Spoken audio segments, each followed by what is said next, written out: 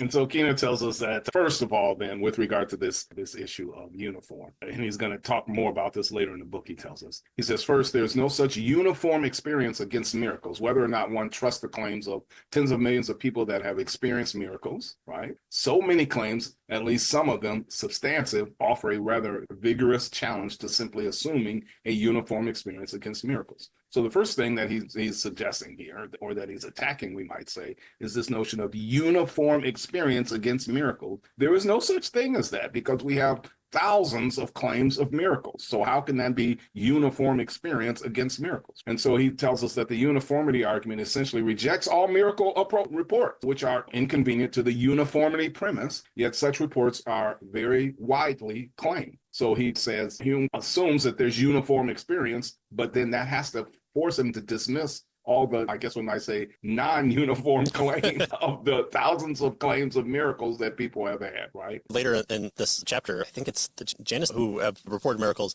It's unable to be held by people who are bringing up these claims today because it's problematic for Catholics and Protestants don't want to claim it. But the fact that things happen should be viewed independent on our denominational beliefs in that respect, and figure out if the events actually happened. And so that's something that I think Keener does well, at least a little bit later in this chapter, that he says that he's going to do, of making that point as a point of contention for proponents of miracles.